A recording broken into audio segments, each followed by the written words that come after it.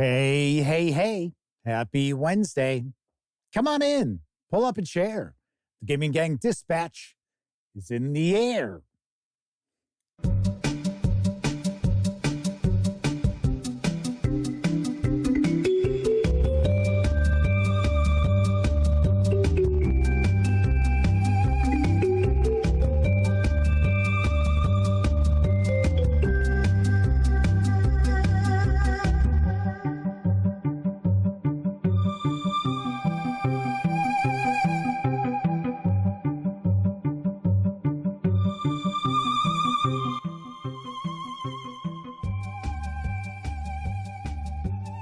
Howdy, gang, and welcome once again to the Duct Tape Studios.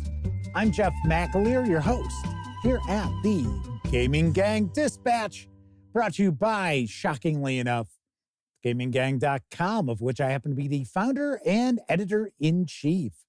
So welcome aboard, everybody. Tonight is Wednesday, April 24th, 2024. This is live stream 1047. If you're not overly familiar with this show, let me point out it's super casual around here. Just hanging out, talking about the latest in tabletop gaming news, and then I'll usually pontificate about a hobby-related topic. So tonight, I will ask, should you hire a professional dungeon master?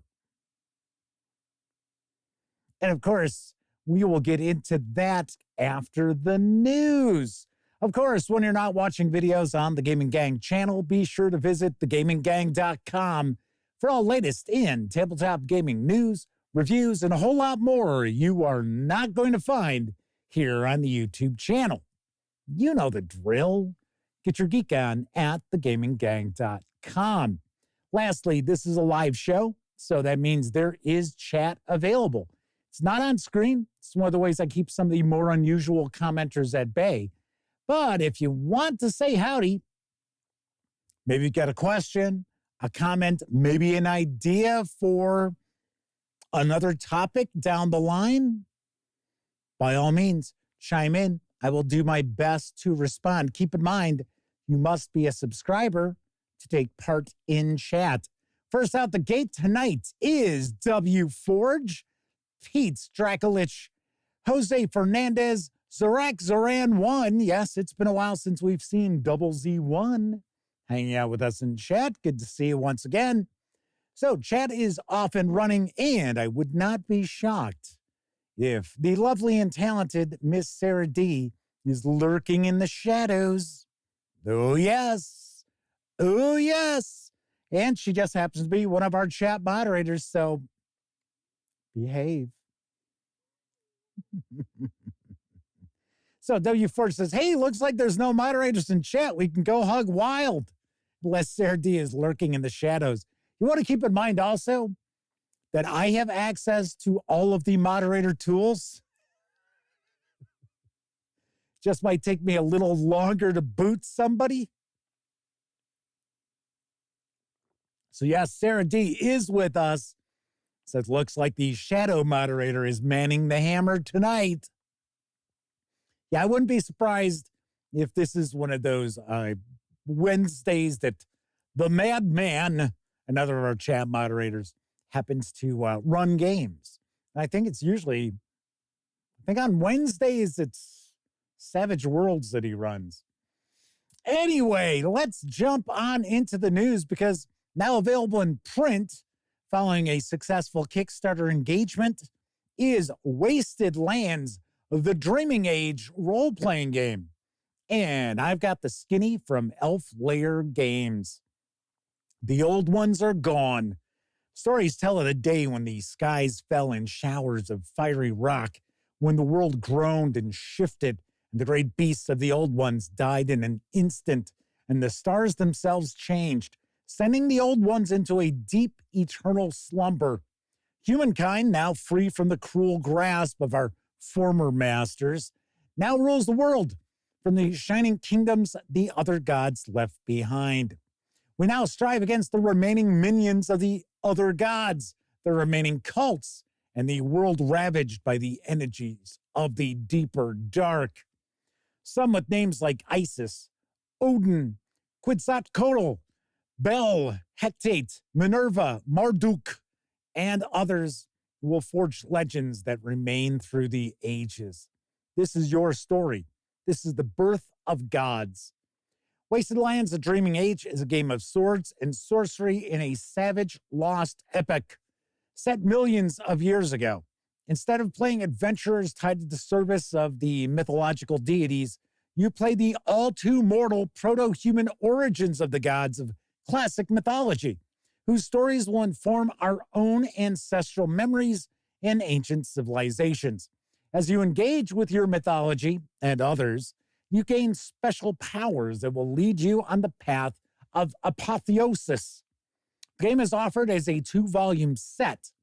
The Wasted Lands, The Dreaming Age role-playing game, which contains all the rules of play, and the Gazetteer of the Dreaming Age and Campaign Guide, which contains the setting, bestiary, and game master information. Within the first volume, you'll find complete rules for running a game of swords and sorcery, high fantasy, traditional fantasy, or any type of fantasy play you can imagine. 7 character classes like the Archer, Necromancer, Psychic, Renegade, Sage, Sorcerer, and Warrior.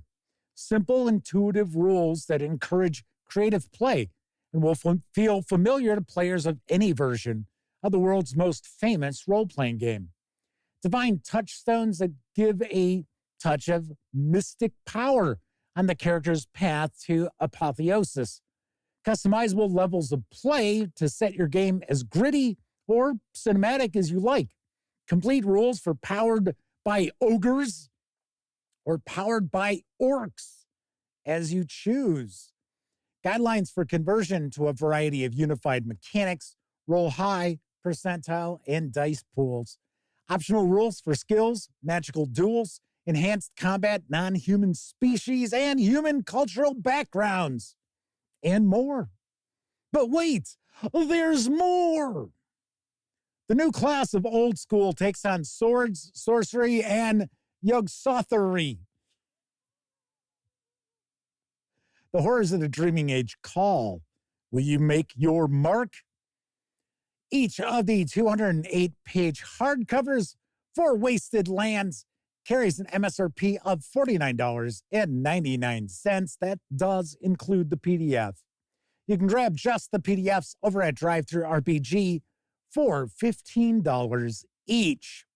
And I think that might be a sale price because I believe they're normally $20 for the PDFs. But right now, you can get each of the PDFs for $15. So I thought this was kind of interesting. I did share a news piece back when this was up on Kickstarter, and it did have a successful run to get crowdfunded, and now it is out in print. And Lair Games does have some other titles that are out there as well. So we got quite a few people popping on into chat. So let's see who we've got. Kevin R. Smith, Chris Lundgren, Kathy Evans. And I think that is everybody. I think I've said hello to everyone. Very cool. Very cool. Chris Lundgren says it's their birthday. Well, very happy birthday to you, Chris. Thanks for hanging out with us tonight. So Kevin R. Smith says, in case anyone's confused, orcs equals Lair's old house system.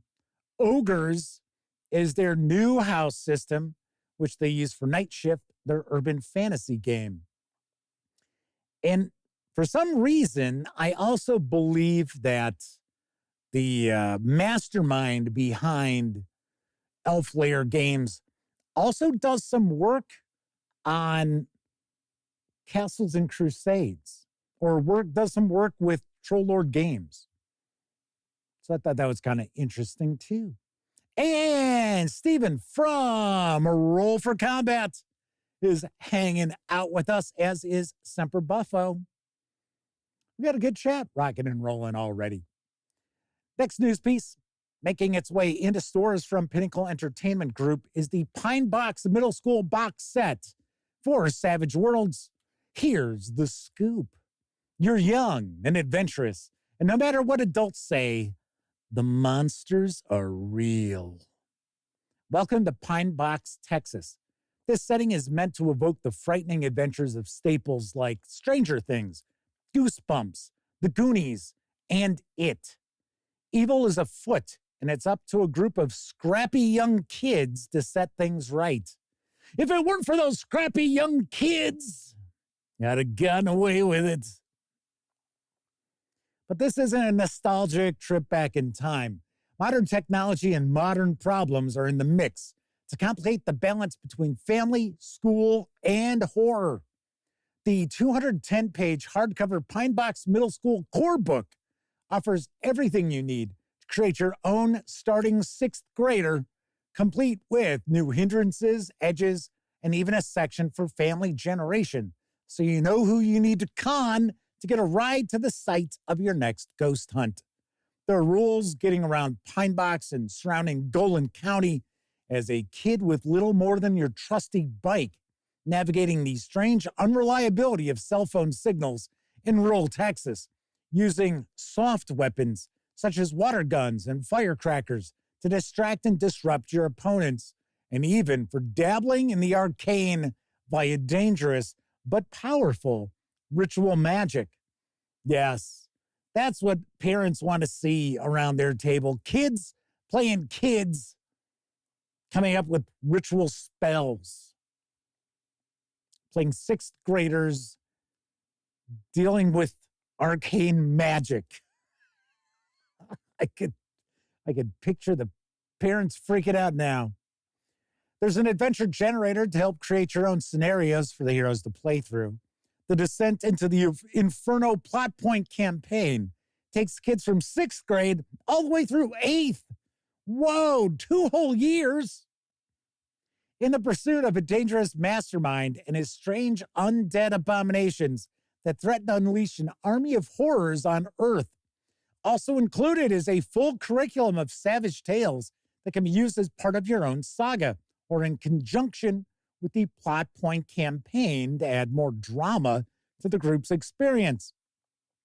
Included in the box set is the Pine Box Middle School Core Book, a set of 12 archetype cards, Pine Box Middle School Ally and Adversary cards, Pine Box Golan County poster map, a pawn set, the Game Master screen and 32-page adventure, a set of 7 dice plus a wild die, and a set of 25 bennies.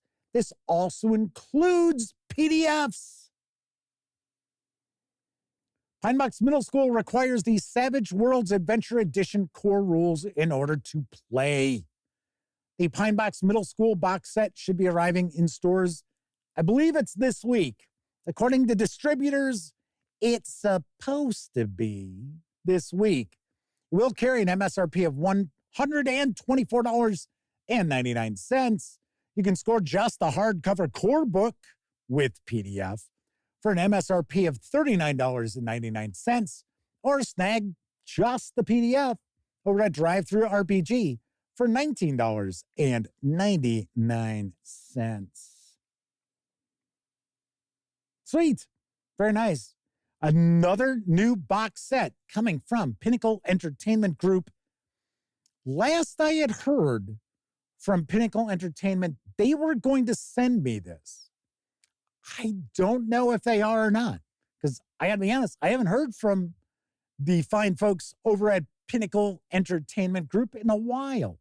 And I do owe them my review for the Holler box set, which I shot, I edited, put it on a portable hard drive, brought it upstairs, and before I transferred the video over onto the other laptop, the flash drive crapped out.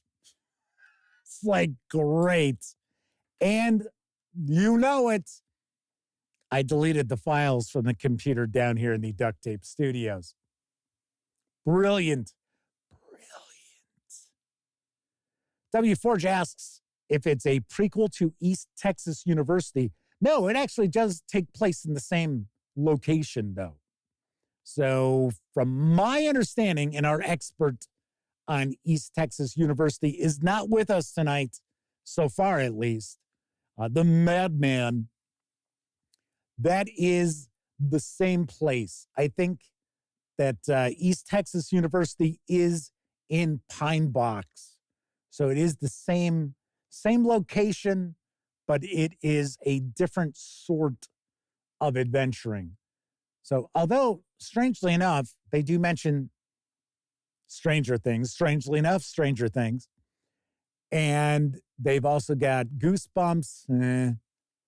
I was too old for Goosebumps when that first came out, so I have no experience with that. The Goonies. So those are all of a certain kind of type. And then we go really dark with it. It's like, okay. All right. For those of you out there who have read the book, the book is a bit darker than that first part. But although that was pretty twisted, I think the two-part It is fantastic. But still, there are a lot of other things that go on in the first half of It that did not make it to the film. So, Kevin R. Smith says, they're pretty sure I have covered this before. Yes, I did share news of this when it was up on Kickstarter. Yes, and it is kind of that general area where East Texas University is at. On to the next news piece. Space Penguin Inc. has released a new adventure for Mutant Crawl Classics. Here's what I know about At the Mutants of Madness. Long before the Great Disaster, before human beings began to evolve, the dread Elder Things ruled Terra AD. In order to further their scientific experiments and exploration, they created a race of amorphous flying blobs to do their bidding. In time, these strange creatures grew resentful, more intelligent, and more resourceful. All at once, they erupted in rebellion, causing a great war between the two species. The Elder Things prevailed, but not without significant losses. Well, I guess they didn't have to deal with any Shoggoths. Their civilization was almost entirely wiped out, yet a few who were able to imprison their erstwhile servants remained. Due to their weakened position, they were attacked by other enemies who effectively sent their civilization into utter ruin, but not completely. At the Mutants of Madness is a Mutant Crawl Classics role-playing game adventure designed for 4 to 6 7th-level PCs. So a bit on the higher scale there. It concerns the retrieval of an artifact of mighty power that will ensure the safety of the Seeker's village. However, the terrors faced in retrieving the artifact are beyond anything the Seekers have seen before, because they must pass through the great radiation barrier into the Devil Lands and beyond.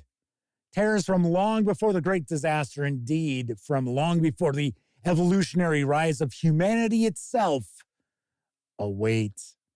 Inside you'll find travel procedures and random encounters for the Devil Lands, from the Cronenbergian crouchlings to the water-stealing saline serpent. Wonder if those Cronenbergian crouchlings are an homage to, I don't know, David Cronenberg? The Great Radiation Barrier, an ever-fluctuating no man's land of strange occurrences.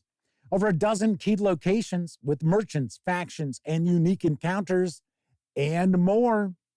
The 24-page saddle-stitched softcover, which includes the PDF, can be had for an MSRP of $20, or you can grab just the PDF alone for $12. Looks pretty interesting. Gotta say, looks pretty interesting. I have recently kind of stumbled across some things from Space Penguin Inc. They almost seem to be a competitor of Exalted Funeral for kind of independent, kind of off the wall sort of role-playing games, which Exalted Funerals sort of like that too.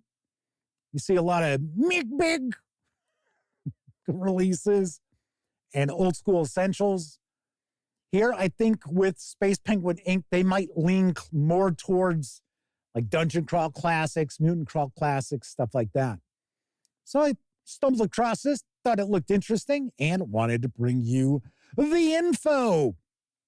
And Lord Cost 2000 is swinging on into chat, as has GameCat. So welcome to you both. Modiphius Entertainment has released a free quick start for the second edition of the Star Trek Adventures role-playing game. And I've got the dope. Captain's Log, Stardate 2260.5. The USS Challenger was ordered to investigate a massive alien construct that emerged from a wormhole into a remote region of Federation space. Upon reaching the destination, we discovered a colossal machine far greater in scale than even our largest star bases. We initiated preliminary scans and friendship messages, only to be pulled into the interior of the machine by a tractor beam. The beam deposited the Challenger into a massive chamber filled with mysterious alien technology. We've not been harmed, and I see no evidence of hostile intent.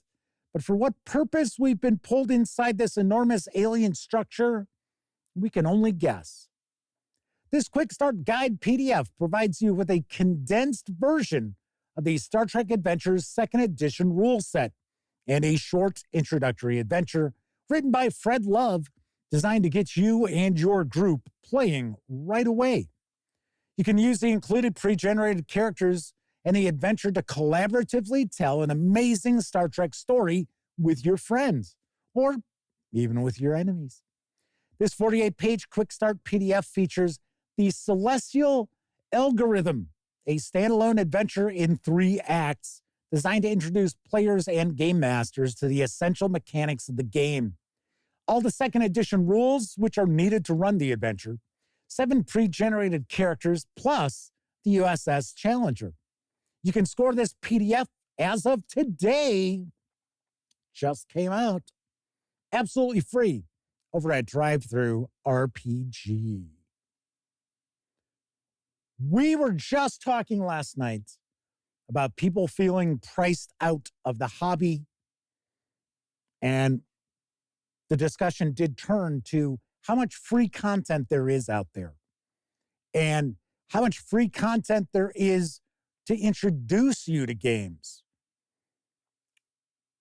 This is a prime example right here. Now, the 2nd edition of Star Trek Adventures is supposed to hit, I think it's a Gen Con release, if I remember correctly. So it's pretty cool to see the quick start come out before the game comes out. And I would think that Modiphius Entertainment probably has a starter set up its sleeve for the new edition of Star Trek Adventures. And it is supposed to be a little bit streamlined. And I already think that Star Trek Adventures is the least crunchy, or one of the least crunchy, of the 2D20 systems from Modiphius Entertainment. So they are going to streamline it a bit. And I think they're cleaning up some irregularities, I guess, in the rule set. Pretty cool. Pretty cool. This does very well for Modiphius Entertainment. And at least the 1st edition, I thought was really well done. And it's also a setting that is really well supported by Modiphius Entertainment. So that's something in its favor as well. Chris Lundgren asks, how well do I think prior materials for the game will still work with this 2nd edition? From my understanding, it's completely compatible. That's what I have been told. I think that is what Modiphius Entertainment has said publicly, is it will be 100% compatible with what's come before. Like I said, they're just cleaning up some aspects of the game. And yes, W. Ford says they're printing black text on a white background this time. Honestly, that was like my biggest gripe about the first edition when it came out. And I actually reviewed the PDF.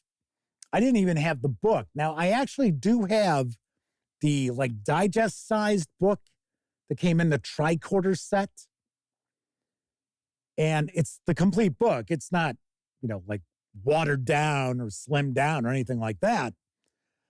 But yeah, that first PDF, I was like, oh man, this is good stuff. But it is just so taxing. It's really taxing on the eyes. All right, final news piece of the evening. Following a successful Kickstarter run, Onyx Path Publishing has released They Came From Classified. Here's the latest. Listen up, agent. We've secured firm intelligence that agents of Smirsh, Phantom, Stench, and similarly inclined villainous alphabet groups intend to execute some damned rotten deeds on all corners of the globe. That's up to stalwart queen and country types like you to stop them. We'll be outfitting you with a top-of-the-line Aston Martin with machine guns just above the headlights, the finest in Italian suits with knockout gas in the lapel button, a pen that goes bang, then sending you into enemy territory to clean these blighters' clocks. Your plane leaves in an hour. Time enough for a martini or a cup of tea, wouldn't you say? I prefer mine stirred counterclockwise. They Came From Classified is the latest in the They Came From line of tabletop role-playing games. Classified sees characters ranging from talented adventurers and agency quartermasters to dashing spies and sexy provocateurs, embracing all the excitement, gadgets, and mayhem of the spy movies and detective TV shows prevalent from the 1960s onward. Whether you're a Moore-era Bond fan, what? I like Roger Moore. I'm not a fan of Roger Moore Bond movies. Couldn't have said Sean Connery? Man. Maybe you're a aficionado of John Steed and Emma Peel's adventures, or an Austin Powers-esque swinging cat. Classified has everything you need for a groovy, espionage-filled story. They Came From Classified uses the story path system, which is going to be contained in full in the pages of this book. They Came From Classified includes 5 new playable archetypes, including the adventurer, the detective, the operative, the provocateur, and the quartermaster. New cinematics, quips, twists, and an all-new fiendish plots. A rogues gallery of renegade agents, enemy spies, science fiction supervillains, and dastardly henchmen. Everything a director needs for running games, ranging from the seriousness of the Ipcris File or Tinker Tailor Soldier Spy to the innuendo of The Spy Who Loved Me and the silliness of Austin Powers. This also includes 2 full missions you can run straight from the book. The 274-page standard hardcover with PDF can be had over at Drive-Thru RPG for $49.99. There is also a premium edition. Off the top of my head, I think with PDF, it's $79.99. But you can get the standard hardcover or grab just the PDF alone for $24.99. So last week, I talked about They Came From the Cyclops' isn't it cavern? I think it's cavern. I don't think it's cave. Maybe it is cave. And now we have They Came From Classified. Both of those were in a double bill Kickstarter about a year or so back, maybe a little more than that. So it is out now. You can get it. It is effectively print on demand, I think, from Drive-Thru RPG. Very nice. Very nice. I wouldn't mind taking a peek at this. I am kind of curious about the story path system. I know Sammy Uhas has reviewed some of the they came from, like they came from the bottom of the sea or beneath the sea. And then there's the horror one. She also reviewed that. W4 says, The Spy Who Loved Me is a good Moore Bond picture. You know what? I didn't mind the one that takes place in New Orleans with Jane Seymour. I'm trying to remember the name of that one. I was never really. The Moore Bond movies they just get too silly. I mean, Moonraker is ridiculous. It is just, there we go. Kevin King is with us in chat, pointing out, yep, Moore's movies were too campy. I agree. I am right with you. Kevin King points out they really actually quite liked On Her Majesty's Secret Service. I agree. I think that is a really well done Bond movie. And I don't think George Lazenby was bad in it at all. And I guess the real reason they got rid of him is because I guess he really didn't give a shit. So because I guess it did well enough at the box office. It wasn't a bomb. But yes, the actress who played Emma Peel is in it. So is Telly Savalas. Telly Savalas is Blofeld in that one. Lord Cthulhu 01 is with us, as well as Beat Cafe just popped on in. Good to see everybody. Lord Cthulhu 01 says, least favorite would be Brosnan. You know what? I kind of agree with you on that. I don't think, oh gosh, now I can't remember the actor's name. Came after Moore and Timothy Dalton. He's kind of gotten a shitty rap, but he didn't write the movies. I thought he was fine. I thought he was all right as Bond. Yeah, Brosnan they started getting kind of campy again, which I was not. So Flaming Heron's also hanging with us tonight. Says that Lazenby speaks so well of Bond. I don't think you really had a good time. Kevin R. Smith says Moore was in Moonraker, possibly the cheesiest idea for a Bond movie. Yep. Well, it was like, oh, well, we gotta do some Star Wars stuff with Bond here. What are we gonna do? Because the novel, because yes, I read all the original Ian Fleming Bond novels way back in the day. I think I was a teenager. I couldn't have been older than 18 when I started reading them. But Moonraker has to do with rockets. And it's like, okay. It's like, moon base? What? What kind of shit is this? Oh, wait, look, everybody's got like blasters? Huh, okay. W4 says, I like Dalton, though he played a better Nazi. Well, Nazi agent. Kevin R. Smith says, James Bond in space. Roll for Combat says, you read all the original Bond novels? You are old. I could have read them yesterday. I didn't read them when they came out. I picked them up in used bookstores. There were a couple that had, if you're of a certain age or younger, you probably haven't experienced the classic used bookstore. Oh, sure, you go to Half Price Books and you think, oh, that's a used bookstore. No, it's not a used bookstore until you walk in the door and you're hit with a wave of kind of musty, moldy smell. I remember I had a few used paperbacks I had picked up that were probably from late 60s. And they sort of had see, I'd be reading them And I'd be like, oh, okay, I'm going to put that away for a while. I don't wash my hands right away. Anthony Simone is with us. Welcome aboard. Says, Brosnan's greater than Dalton.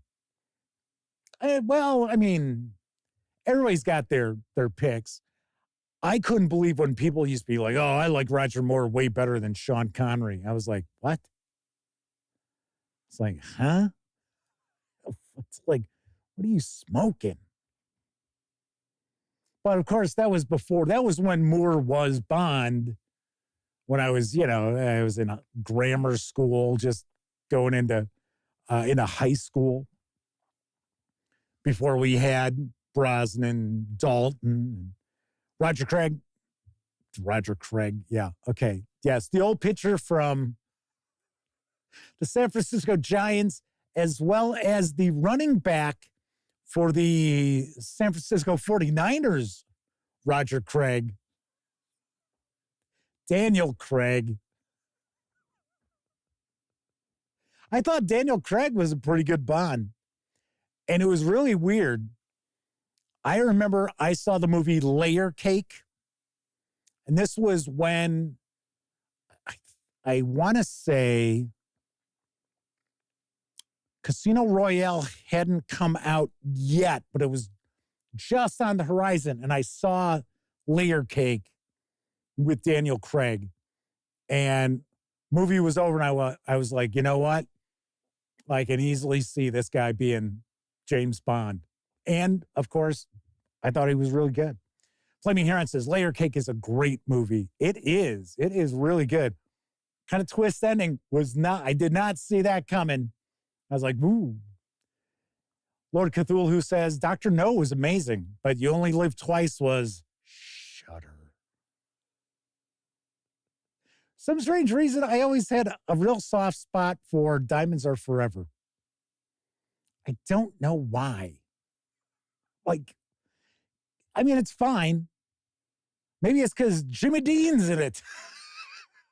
Love that sausage. Ooh, there he is. W. Ford says, I always hoped that Moore during a Bond film would look up to look for a halo. Yes, because he played the Saint on TV.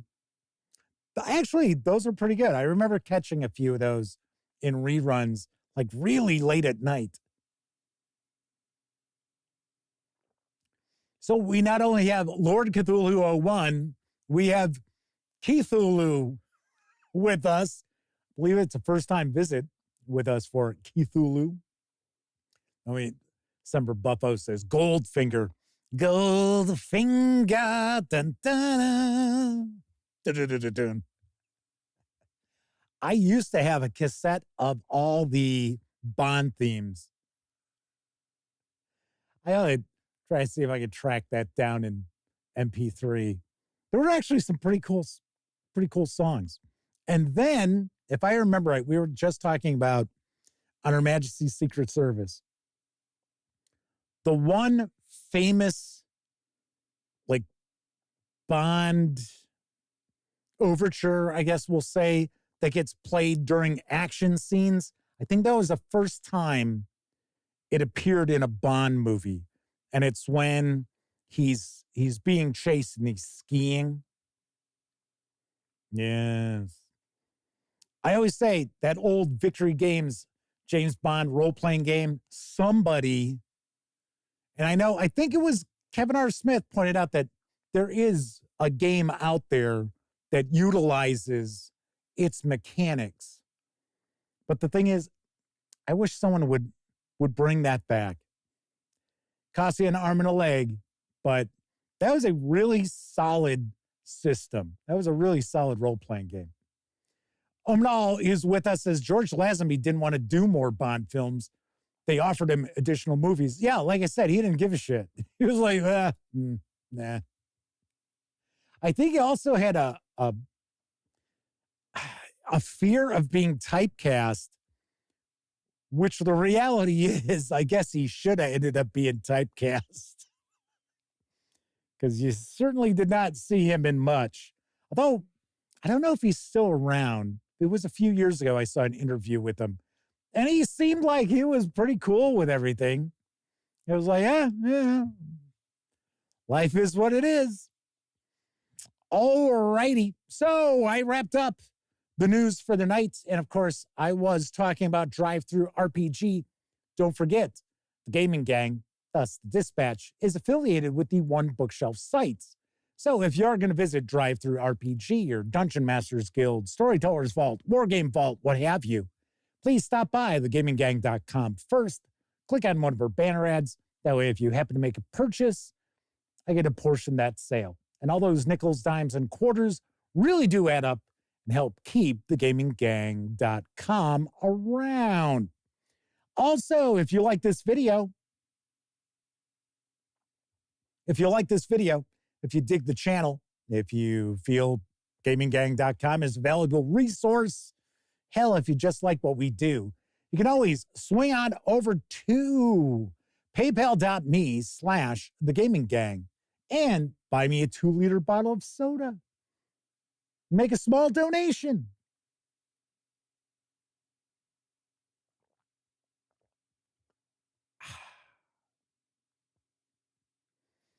And thank you to everybody out there who does pop on over to paypal.me/thegaminggang, especially very recently, Agile Monk popped on over and made a not small donation. Thank you very kindly. And of course, thanks to all of you out there who use the banner ads and or stop by paypal.me/thegaminggang. Gracias. So tonight, I am going to discuss if you should hire a professional dungeon master. But first, I think it's time for a brief intermission. It's intermission time, folks. Time out for a delicious snack in our sparkling refreshment building. Every item a fresh, appetizing taste treat. Savory barbecue beef. Go ahead, fix a sandwich for yourself. Just look at that pure prime beef simmering in that special tangy barbecue sauce. Make a big one, like you do for the customers. Customers? Uh-oh. Well, somebody got it. Have to fix yourself another. Savory barbecued beef. There's still plenty for you at the Refreshment Center.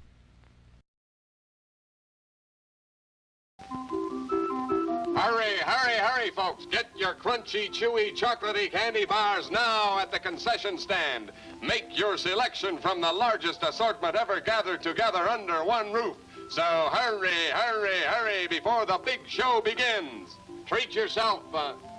Treat yourself? Brother, am I a salesman? No, no, no, no, no, no, no, no, no. When you're watching your weight, too much of even a good thing can be a no-no. No, no, yes. No, yes, no, yes, yes, no, no. Yes, 1 calorie diet right. One big delicious yes. yes, yes, yes, yes. What kind of coffee do you sell? Wilkins coffee. Don't you have any other kind? Sure, we have it, but we don't sell it.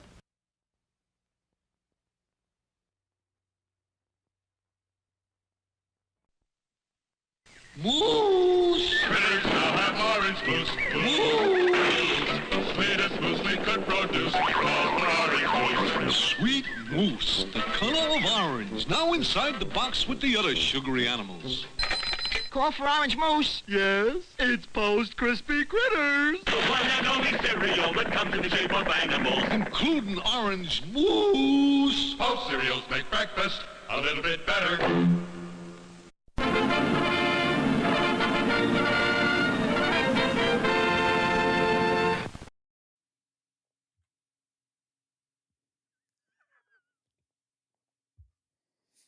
I did look for the Lee Majors Diet Right commercials.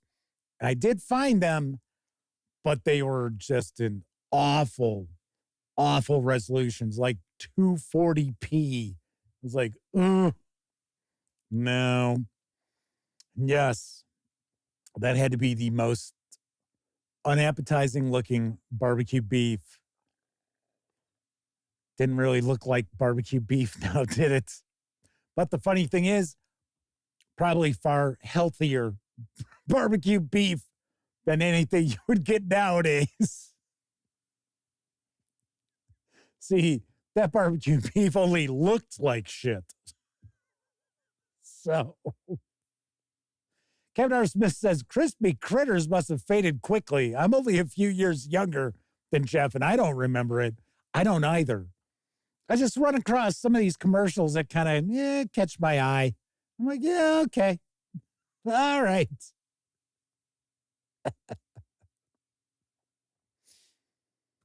All righty. So, this evening's topic is, should you hire a professional dungeon master? And the answer is yes. Hire me. Thanks for watching, everybody. Although Kevin R. Smith stole my thunder on that. Oh, he had the wrong answer. So first of all, let's kind of set the scene here, right? Let's say, as an example, you are in your 30s. And you've got friends at work and, you get along with them and that. Maybe you don't hang out a whole bunch. But, they seem like a pretty good gang. And somebody mentions, oh, you know what? I would really like to play Dungeons and Dragons.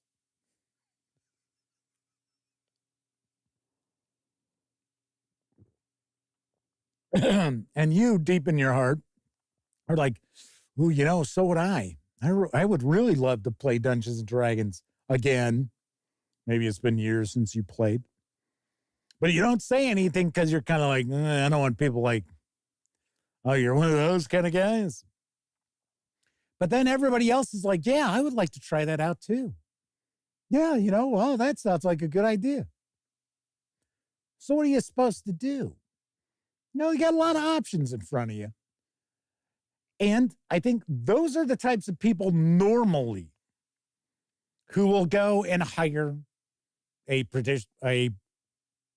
game master. I don't like the term professional dungeon master. I don't care about the dungeon master part. It's the professional part. Like, well, yeah, and see, I'm not completely sold on this concept. Because any jackass out there can say, oh, I'm a professional dungeon master and I charge X amount per hour. I charge X amount per session or X amount per session per player. And you suck. Because we have talked about this before. There are a lot of game masters out there who are absolutely dog shit at running role-playing games. And their table doesn't realize how bad their game master is because that's all they know. It's like, well, yeah, I guess. Oh, man, we had a great session last night. We played for 5 hours, and we had this combat. It lasted 4.5 hours. I can't see the entertainment in that. And I know there are people out there who just, if they could just sit there and fight wave after wave of monsters like a video game in a role-playing game, they would be all for it. And that's fine. I never tell you you're having wrong fun. I do tell you, as long as no one's getting their eyes poked out or their feelings hurt at your game table, enjoy yourselves however you would like. But I kind of get thrown by the whole professional dungeon master. And I have some folks who've talked about, I've seen folks talk about, well, I get paid for it, so I'm a professional. Okay, but people pay hookers too. It's like people pay drug dealers. Now, I'm not trying to knock people out there who are selling their services as dungeon masters, game masters, what have you. I mean, that's cool. That's fine. I have absolutely no issue with that. And I guarantee there are some people out there who are actually really good at running role-playing games for complete strangers. So I was taking a look at some information online, and ZipRecruiter, this just will go to show you just how absolute dog shit ZipRecruiter is. Just like Glass Ceiling was like this too. So ZipRecruiter claims that the average professional dungeon master, and yes, that is exactly it. The average professional dungeon master makes just under $84,000 a year. Like, so are you throwing Matt Mercer into that to average stuff out? Because it's like, come on, let's get real. I was like, almost $84,000. I'm like, you're crazy. It's like, there's no way.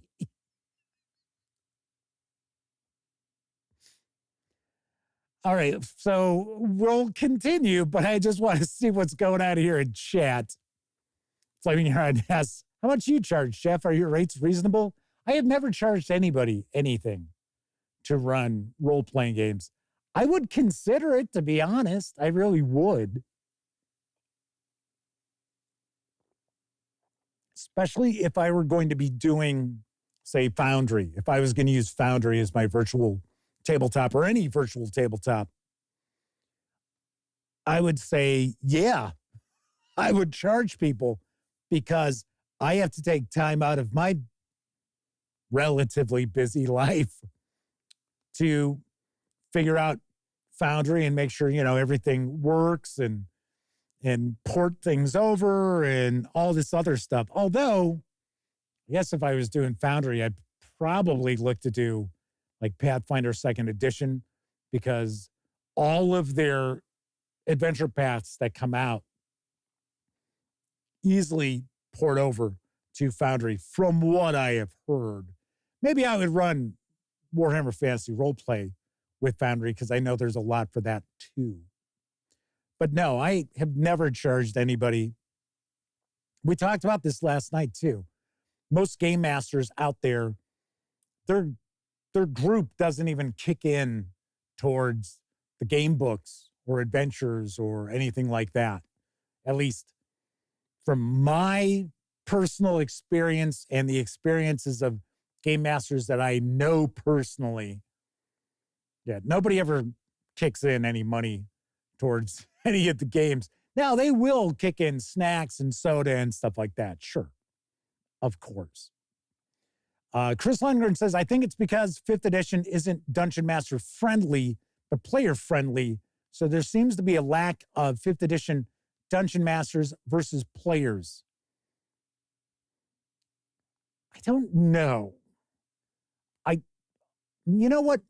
Maybe we'll use this as a topic for tomorrow, because we haven't really delved deep into, is there really a shortage of game masters out there? I would give you my answer, but I guess we'll hold off, because I didn't have a topic for tomorrow night. So I guess that'll be our topic for tomorrow night. But you know what? I don't think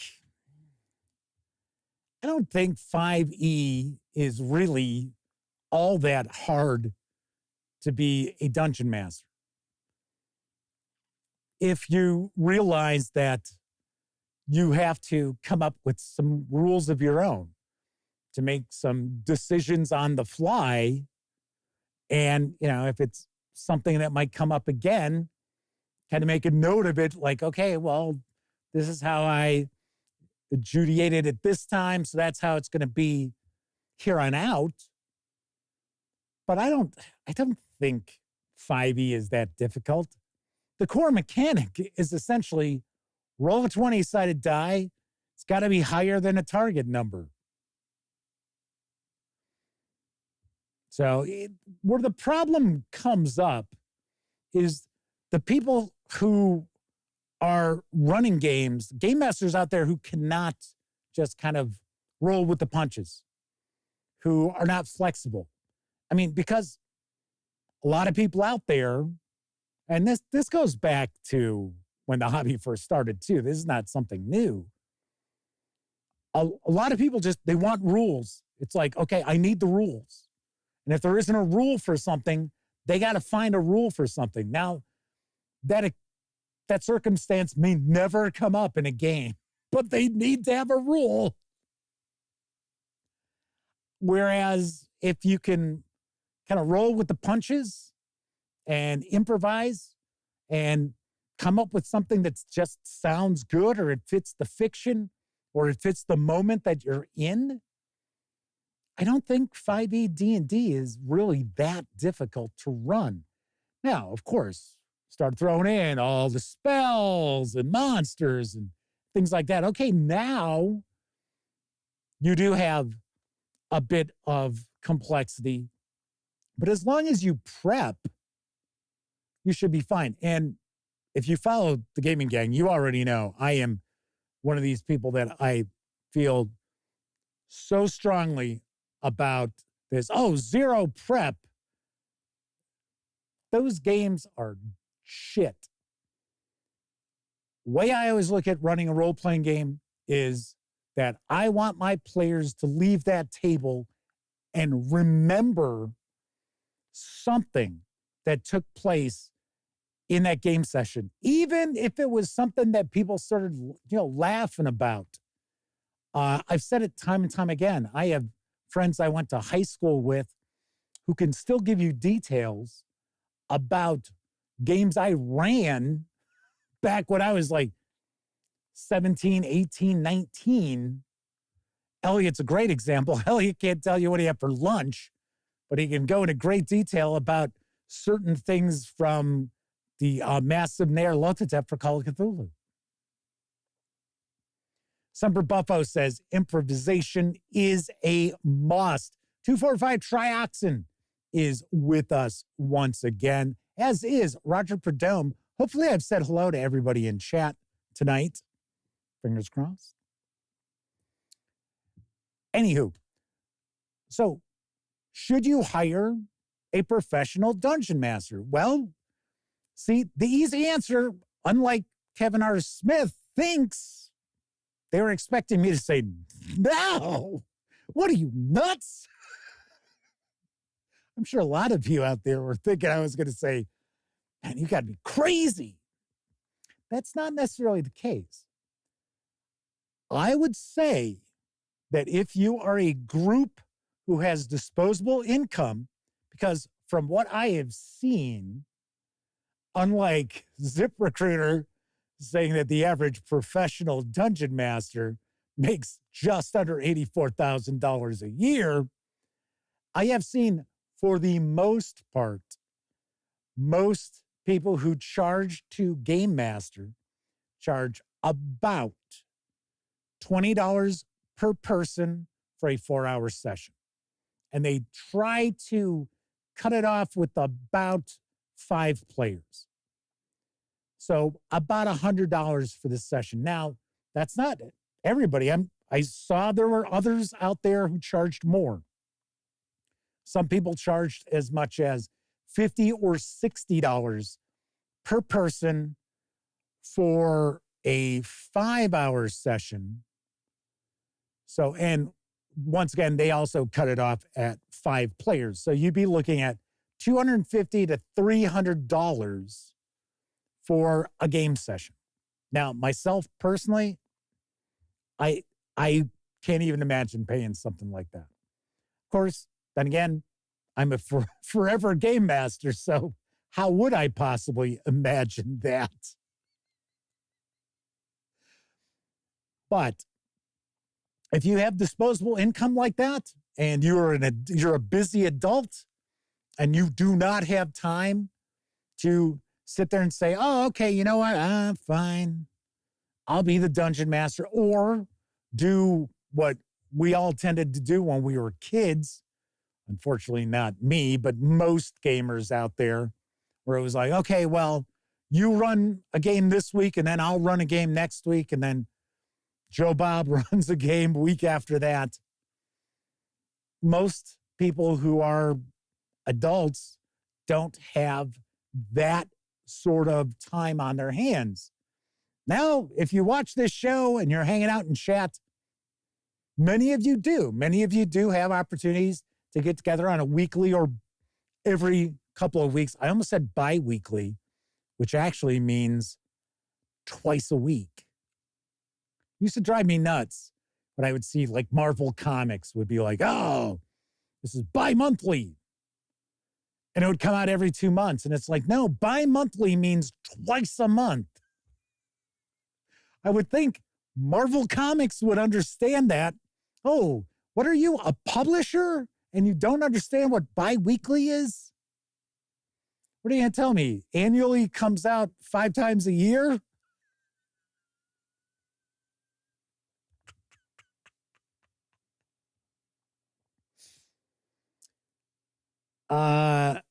Anyway, so let's go back into chat, see what we've got here.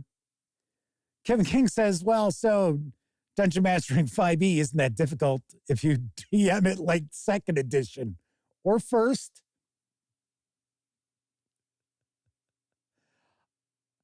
Semper Buffo says they've been the Dungeon Master in 5e for 7 years. Oh, there you go. You got a lot of, I was going to say water under the bridge, but that doesn't sound good. You got a lot of experience. Chris Lundgren says, I agree. Rules versus rulings is such a weird thing to new players transitioning to OSR or other games. 245 tracks and thinks the hardest thing with 5th edition is how much the PCs can do. It was just in a game with an ASMR Celestial Warlock who could fly at level 3.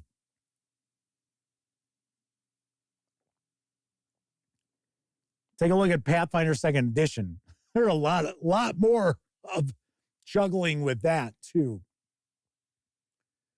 So Chris Lundgren says they had a player that goes on about how he tried to throw light rocks at a window in dark places and demigorgons and ended up breaking the glass. Instead, the laughs were epic. That's usually, it's a complication you could throw in there.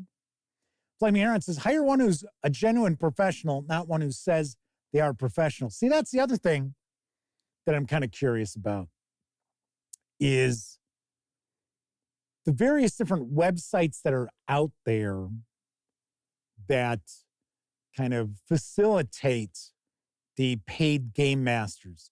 And I know there are at least 2. I didn't really dive too deeply into them, but I do understand that they get a cut because they're like the game master's pimp, I guess.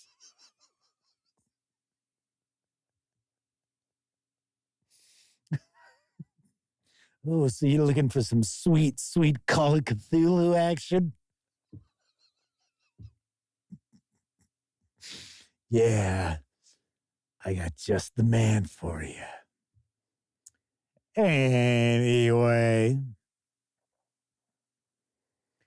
So I'm kind of curious about how truthful they are about the actual capabilities of the Dungeon Master or like reviews.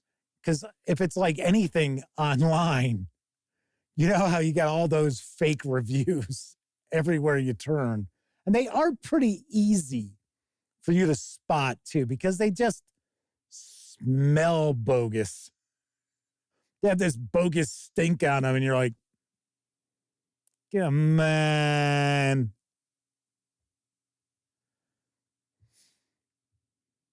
Kevin R. Smith says bi-monthly is every 2 months. Semi-monthly is twice a month. See, now, strangely enough, back in the day with publishing, back when I would see that, I had people who worked for distributors tell me that bi-monthly was supposed to be twice a month. I don't know. I'm just telling you. I didn't make up the word. I didn't make the rules.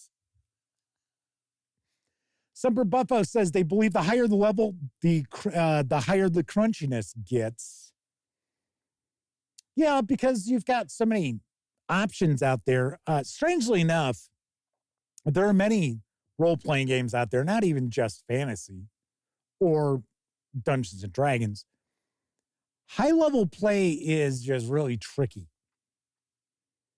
And you tend to find that high-level adventures will pull these little tricks.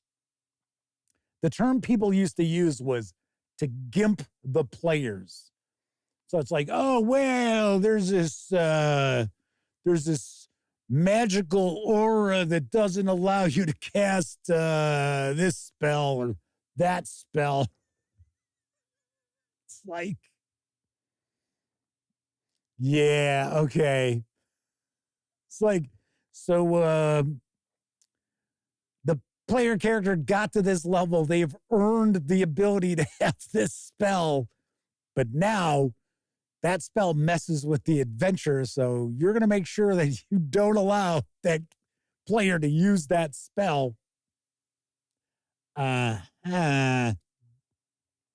Perdome says running a 5e game for levels 1 to 7 is quite easy. After that, it's hard for you to get your players in real trouble. I don't know. It's kind of hard to get them in real trouble at lower levels, too. Chris Lundgren's curious, what makes someone a professional game master? And where do they get a certificate? Nobody's giving any certificates out. People just say they're professionals. That's why I'm curious how reliable some of these websites are that set you up with a paid game master. In the past, I have seen videos from people promoting their services, and they certainly weren't selling me on their abilities. But let's say you decide you want to go hire a professional dungeon master, a professional game master, depending on what game you're looking to play. What I would certainly recommend is get an idea from the players first. What sort of game are you looking for? Because as I mentioned, there are people out there who would sit back and play for 8 hours, just wave after wave after wave of monsters attacking and just rolling dice. And that's great.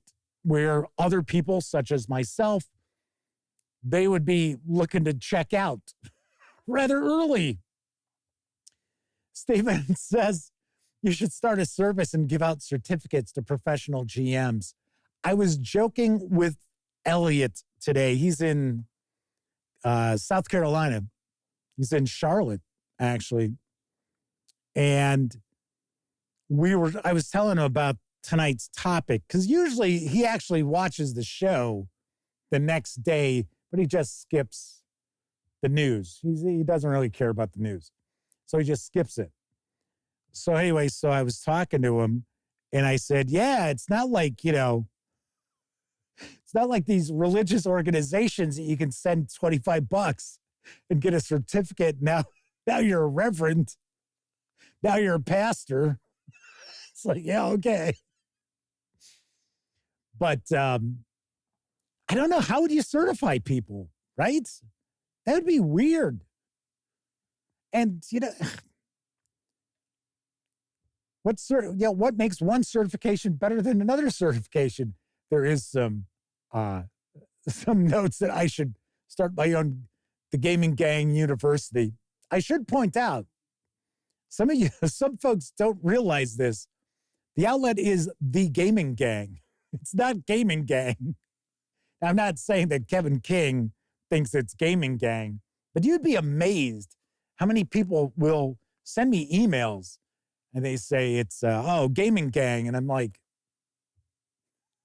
It's the gaming gang. It's not gaming gang. That sounds so bizarre. It sounds weird. I actually had somebody who contacted me looking to become a reviewer. And they said, yeah, I follow gaming group all the time. I thought to myself, oh, no, you don't. I'm like, oh, I don't even think I'm going to reply. Agile Monk is with us in chat. Maven Pine Tree says, I kind of assumed they got references from friendly local game stores or libraries they DM'd for free at. I don't know. I don't know if that would be the case. But there is discussion in chat that, these people should get certified. How are you going to certify them? And what is that certification? That means somebody's going to have to come up with a test. And, what is that test going to consist of? Stephen from Roll for Combat says, Jeff, can I become a reviewer for the gaming group of friends? Yeah, if you want to contact them, you can ask. I don't know. Hey, everybody, I should point out, as far as I understand, I believe the latest Roll for Combat Kickstarter, which is Secret Dragons, has about a week left if you have not taken a peek. So Keldon says, oh, I thought this was Gaming Group. My bad, wrong show. Flaming Aaron says, certified what? Certified insane? JC and Kyle Chaplin are joining us.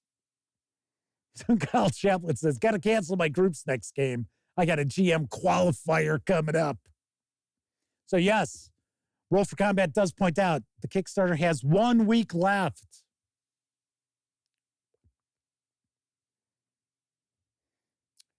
Anyway, back to our topic. If you are going to hire a professional, I guess let's just say, if you're going to hire someone you're going to pay to be your game master, I definitely recommend before you even start looking for that person, talk to the players about what do they want to play and what sort of game do they want to play. Because if they're looking forward to having all these bells and whistles, oh, he's a pro dungeon master, well, then that means he's going to have all this terrain and all these miniatures and all these, lights and sounds. And then they show up and they've got graph paper that they hand to you to map. Gonna be a little disappointed there. So you need to find out, are your players looking for an entertaining story? Do they want to have fun, investigating a mystery? Which, if you think about it, a lot of times, a lot of adventures, that's really what it is. We're trying to find the innkeeper's daughter who's been, who's disappeared or been carted off by goblins or what have you. Well, it's kind of a mystery, right? Looking for clues on how to find the innkeeper's daughter. See, if she was the farmer's daughter, I would just say, go look in the barn with the salesman. There's your answer. Chris Lundgren says, they would say to me and others, a professional should know more than one role-playing game. I don't think so. If you're going to sit there and say, hey, you know what? Pay me to run Dungeons and Dragons, Call of Cthulhu, Pathfinder, Traveler, whatever, I would want them to be very well versed in the game we're looking to play. I don't really care about anything else. If they don't know Call of Cthulhu from, I don't know, Goosebumps, I wouldn't care, because I'm not paying for their knowledge of other games. I'd be paying for their knowledge of the game we're about to play. So anyway, as I was saying, just make sure that you as a group, can agree on the sort of game you're looking to play. And then look for a game master who is going to be able to provide that sort of game. Anybody who's going to be charging you money to run a session of a role-playing game should be able to provide you with the sort of game that they tend to run. I've said it time and time again here on the show, I don't really give a shit about rules. I mean, yes, I use the rules as a framework to provide an adventure, to provide a story, right? I've had people tell me that, oh, well, you know, as a game master, I'm not there to make sure that everybody has a good time and that they enjoy the story. I'm there to facilitate the goings on and, you know, like oversee the dice and stuff like that. And I think to myself, you know what? Your games must suck balls. Like, really? You're not there to make sure that your players at the table are entertained? Really? Wow. I was like, whoa. Because someone had commented, because I have said in the past that I want to, like I said earlier, I want to make sure that my players find the session to be memorable for whatever, you know, reason. But that they, like we've talked about movies, right? You go to the movies and the movie sucks. 2 hours later, you don't even remember exactly what you saw, right? I don't want people walking away from my game table like that. Chris Lundgren says they worry about vetting them, especially for minors. Yeah, I would say, for one, I don't think you're really looking at too many places where the people who want to pay a game master are going to be paying for kids. Things like that usually tend to be run through community centers. They may charge, don't get me wrong, they may charge for that, but it's usually through community centers or some churches who aren't all freaked out about role-playing games and things along those lines. But I think for the most part, you are normally not looking at people aiming to pay a game master to run games for their kids. I'm not saying that it doesn't happen. I'm just saying from what I have seen, people are looking to hire a game master or looking for that game master to run games for adults, which even then, that still could be kind of odd. Bahorn is with us. Good to see you. Thank you very much. Anthony Simone says, we need more skilled dungeon masters. I agree. I completely agree. And I never claim to be I am just the greatest game master. I have never claimed that. I will never claim that. But thankfully, I can say that my friends still remember games that took place years ago. And when I run games now, everybody has a good time. And I'm not one of these people who are like, so did everybody have a good time? Because what are people going to say? Yeah, it was great. That was awesome. No, usually it's like we're wrapping up and, you know, people will be like, oh man, that was awesome. I love where blah, blah, blah, blah, blah. Or I'll get a call the next day saying, oh, what we were playing last night. It's like, oh, and I'm like, yeah. See, that's what I aim for. I aim to have some excitement at the game table. I don't mean crazy. I just mean people are like, oh, you know, invested and, you know, they're paying attention. I don't tend to have people sit on their phones because, for one, if somebody busts their phone out, I usually tell them, hey, put that away, please. And I know sometimes I have run games where people had to, you know, had to have their phone nearby in case a spouse contacted them or maybe they had to go pick up a kid or whatever. yeah, that's fine. It's just, I don't want people like sitting there scrolling through stuff while the game is going on. To me, that's too insulting. So anyway, so if you're hiring a professional game master, make sure you have your group agree on the sort of game you want to be playing, and then look for a game master who is going to fit that. And what I would probably recommend you do is try to find, or I wouldn't say try to find, I would say if you are going in this direction, talk to the dungeon master, game master, what have you, and say, hey, you know what? I'd like to take maybe 30 minutes of your time to talk with you to just get a better feel. And don't let them charge you for it. You're like, oh, well, yeah, that's okay, but I have to charge you $50. No, you're just trying to see if it's going to be a good fit. Now, the other thing you want to keep in mind too is, are you just looking to hire somebody to run a game once? Are you just looking for a one shot? Are you looking for someone who your group is going to play with maybe on a semi-regular basis? Because I know there are a lot of people out there like that too. Maybe those are the professional dungeon masters who make almost $84,000 a year.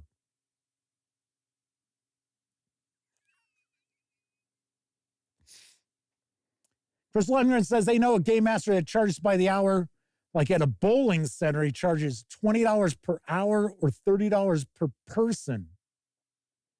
That's about right. That's about the going rate. And some people charge way more than that. So on average, from what I have seen, it looks as if a 4 to 5 hour session with a group of 5 players is going to cost you at least $100, possibly more. Anthony says we need more players be kind to their DMs. I've never had an issue with players. There have been a couple of times they were friends of my nephew, Cameron, that joined us. And I kind of thought, I really don't want to see them at my table again. But they weren't rude to me. They just weren't. You could tell they just didn't understand it. And we talked about this before, where some younger folks out there, many younger folks, I guess I should say, just have a hard time imagining things because they have spent so much of their life just with just visual input. So when I was a kid, I mean, Star Wars was a big deal. I mean, Star Wars was a huge deal. And it came along like once in our lifetime. Nowadays, you essentially have access to multitude of Star Wars every hour of every day. And I'm not even saying it's just Star Wars. I'm talking, all the science fiction, all the horror. Not as much fantasy as I would like to see, but still. But when I was younger, I read a lot. I read a ton. So I had to imagine what this stuff looked like. I think that probably helped quite a bit as far as being a game master. I personally don't think you can be a very good game master if you do not read, and if you do not read for pleasure. I'm not saying reading a game book. I just mean reading novels, short stories, things like that. All right, Pete Strakulich is rocking on out. So let's see. Flaming Heron says probably similar to them. They try not to game master from their device or even look at the books a lot.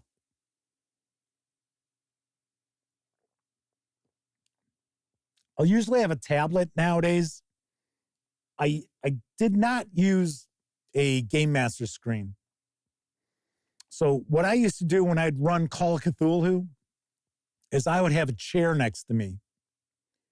And on that chair, I would have a box top for me to roll dice in. And then I might have the adventure, maybe the core book. And that was it. But I didn't use a screen or anything like that. It was just right at the table. But I did roll my dice, out of sight. And I was, I'm still the king of rolling dice for absolutely no reason. Just so people are like, well, what's going on now? Don't worry about it. Continue. Go on. And I don't do the stuff where it's like roll the dice and go, I'll roll the dice. And then I'm like, okay, all right. So, but I am not against hiring a professional game master. I'm not. What I would say is be very careful. And because, for one, you got all these scams out there anyway. So we live in like the age of scam. We had the Gilded Age. Well, now this is the age of scam. And there are a lot of people out there who think they are really good game masters, and they ain't. Tain't happening, Dooley. So there is that as well.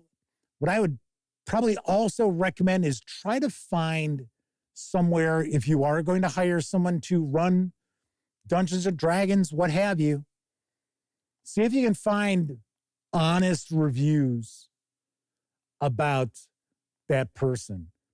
If that person's legit, they're going to easily be able to provide you with someplace you can go and check out some reviews.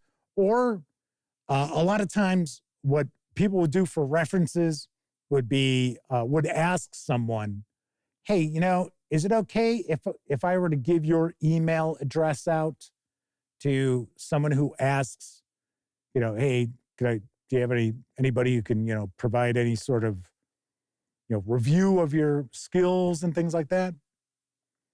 Something like that. All right, so Noel Inquisitor is with us tonight. Says playing tricks on players is a favorite of theirs. But yeah, I would definitely say I have no issue with hiring somebody to run your role-playing game. If, you've got the disposable cash, by all means. Because we were talking about this last night, right?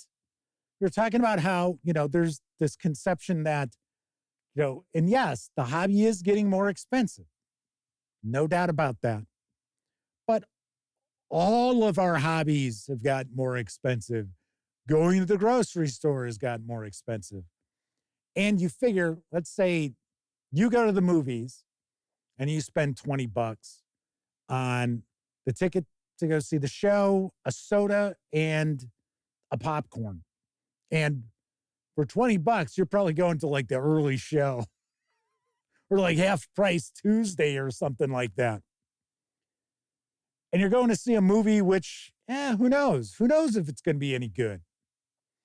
You can't trust critics anymore, because go to Rotten Tomatoes and take a look at the critics that they've got, and you're like, who the fuck is that? The fuck website is that? Mary's Movie Reviews. Who the fuck is Mary? It's like, what the fuck is this? Where's the New York Times? Where's the LA Times? Where's the Chicago Tribune? It's like, what the hell? That was the greatest movie I ever saw. It's like, how come it's got a 16%? And that's from the critics on Rotten Tomatoes. Yeah. Anyway, so you figure you spend $20 going to the movies. You're in and out in 2 hours, maybe 3, if it's some epic. Hopefully you were entertained. You're looking at the same thing, effectively, probably for a little more time, probably 4 hours, 4 or 5 hours. It's $20 a person. Like I said, that seems to be the going rate. I don't see a problem with it.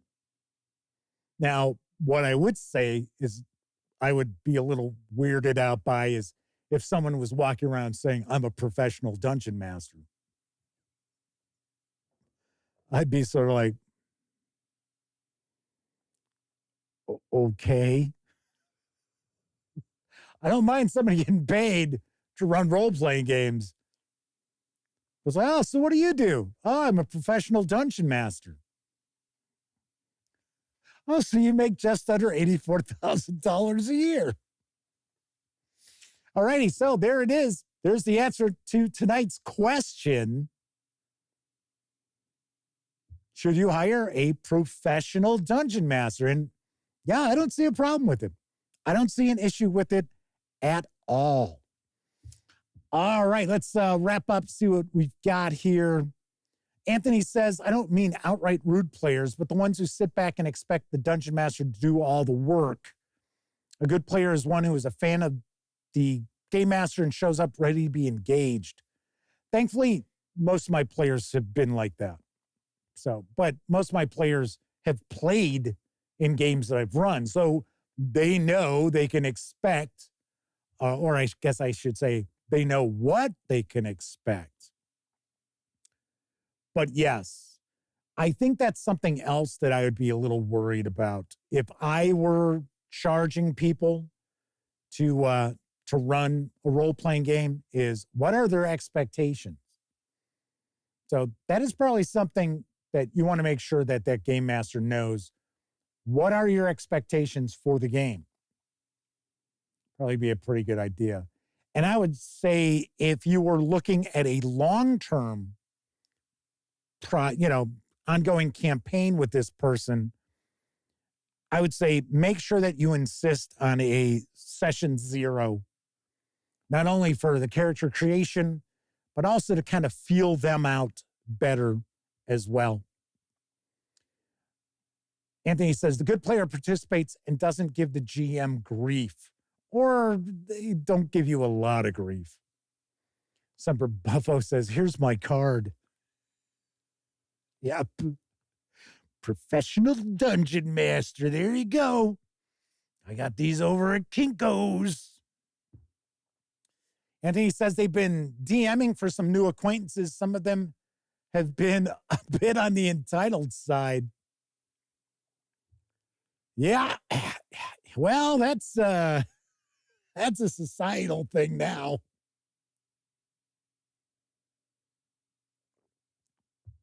Okay. So what were we deciding tomorrow's topic's going to be? What did we come up with? Was something that popped up in chat? I was like, oh yeah, that could be a good topic. I'll remember it, or I'll go back through chat and find it. Okay, so that is it for this time out.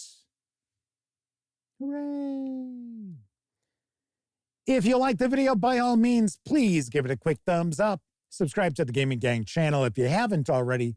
And if you do subscribe, don't forget, ring that bell, because not only will it inform you when the Dispatch streams live Tuesday, Wednesday, and Thursday evenings at 7 p.m. Central right here on YouTube.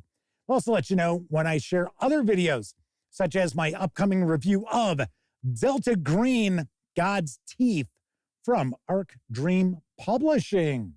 Yes. This is going to be an unusual review. I will tell you that right now. I will also mention that the month of May is going to be Harn Month. Dun, dun, dun. Got a bunch of Harn coverage coming for you next month. Very nice. Very nice. Anyway, if you were watching live, thank you very much. If you watched live and took part in chat, big tip of the cap, because not only are you keeping me company, you're keeping each other company during the show too. Thank you much. But of course, I know a lot of folks out there, you don't have an opportunity to watch live. Doesn't matter if you're watching live or on Memorex. I really, really do appreciate you taking time out to watch any of the videos here on the YouTube channel. Everybody enjoy the rest of your morning, afternoon, evening, whatever time of day it is in your neck of the woods. I will be back tomorrow. Once again, I'm Jeff McAleer, and I hope all of you get to enjoy plenty of great gaming with your gang.